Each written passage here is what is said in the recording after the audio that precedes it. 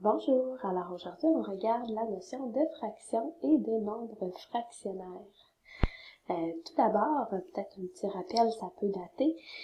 Une fraction, c'est un nombre dont on va écrire en fait comme ça ici, là, je vais mettre des lettres, puis je vais aussi mettre un exemple numérique, par exemple 2/3. Donc une fraction, c'est vraiment écrit comme ça, j'ai un nombre en haut, une barre et un nombre en bas. Quelques petites notions de vocabulaire. Le nombre qui est en haut, on va l'appeler le numérateur.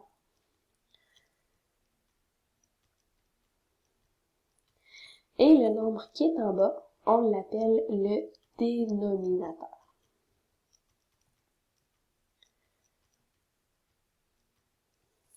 Alors ça, ce sont des fractions.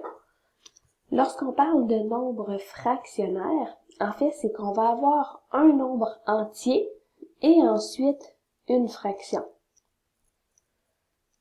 Je pourrais par exemple avoir 4 et 2/3. Donc, tout simplement, ici, le 4 n'a pas de nom particulier, c'est juste que ça représente des nombres entiers, un nombre entier. Donc, j'ai 4 entiers et 2/3 d'un entier. Donc, ça, c'est pour les notions de base. Au niveau de la fraction, on a principalement 3 sens de la fraction qu'on est en mesure d'envisager. Le premier sens, c'est celui qu'on appelle partie d'un entier, donc la partie d'un tout. On peut s'imaginer par exemple que j'ai une pizza, mais si je parle de 1/4, c'est donc que je vais prendre une portion sur 4 portions de ma pizza. Alors ça ici, ça représenterait 1/4 de ma pizza. La fraction peut aussi être représentée comme une partie d'une collection. Qu'est-ce qu'on veut dire par là? Ben, on peut s'imaginer par exemple le nombre d'élèves dans une classe et comparer les garçons et les filles. Donc, je pourrais par exemple considérer là mes élèves dans ma classe. Donc, j'ai un garçon ici, encore un garçon, une fille,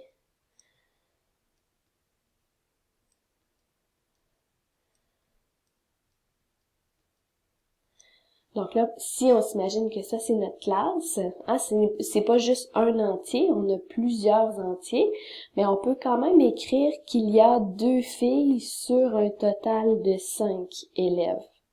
Donc, c'est une autre possibilité de représenter la fraction. Finalement, la fraction peut être vue comme une division. Si, par exemple, j'ai 5/4, mais ça vaut la même chose que si je prends 5 divisé par 4. Alors, notre barre de fraction peut être vue comme une division. Donc ça fait le tour des 3 sens de la fraction. Par la suite, ce qui est important de savoir, c'est d'être capable de passer du nombre fractionnaire vers la fraction et vice-versa de la fraction vers le nombre fractionnaire. Donc, la méthode, on va tout simplement y aller d'un exemple.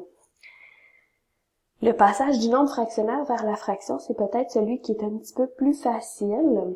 Donc, on va aller prendre notre exemple de tout à l'heure, 4 et 2/3. Donc, ce qu'on peut s'imaginer, en fait, c'est que le 4, ça représente 4. On se rappelle que c'est des entiers. Donc, on peut s'imaginer que c'est 4 fois des 3/3 complets. Donc, à ce moment-là, on peut le détailler comme étant 3/3 plus 3/3 plus 3/3 et ainsi de suite 4 fois.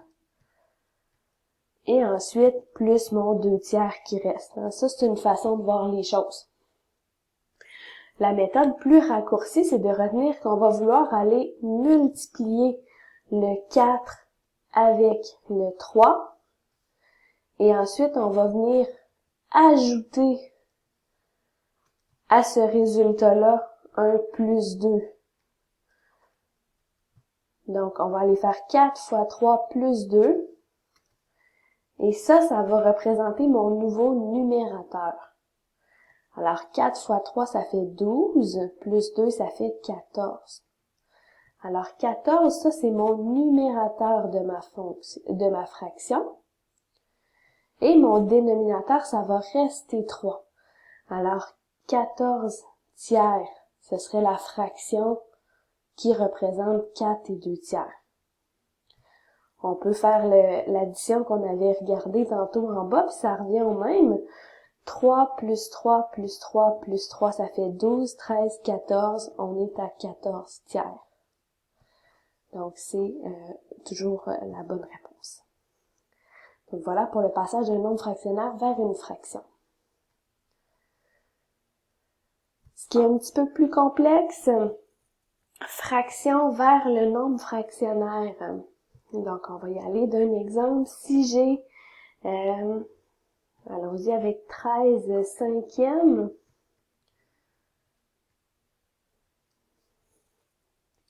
Donc là, il faut vraiment remonter un petit peu plus loin au niveau de notre primaire quand on faisait des divisions. Alors, on a vu juste ici qu'un des sens de la fraction, c'est un sens de division. Ben là, ce qu'on va vouloir faire, c'est aller prendre 13 et le diviser par 5, comme au primaire quand on faisait des divisions à la main. Alors, quand je fais une division à la main comme ça, je me pose la question, combien de fois 5 rentre dans 13? Donc, il va rentrer 2 fois. Alors, je fais ma multiplication 2 fois 5, ça me donne 10. Je soustrais et il me reste 3. Rendu là, c'est le moment qu'on arrête pour notre passage en nombre fractionnaire. C'est pas plus compliqué que ça. Quand je peux plus rentrer mon 5 dans 3, j'arrête. Et c'est de retenir que le nombre ici, le résultat de ma division, c'est mon entier. Le diviseur ici, ça va être mon dénominateur de ma fraction. Et ce qui était le reste de notre division, le 3 ici, c'est le reste de la division, ben ça va se retrouver à être notre numérateur de notre fraction. Alors, ma fraction 13 cinquièmes, je peux l'écrire en nombre fractionnaire comme étant 2 entiers et 3 cinquièmes. Puis on peut se valider avec la méthode.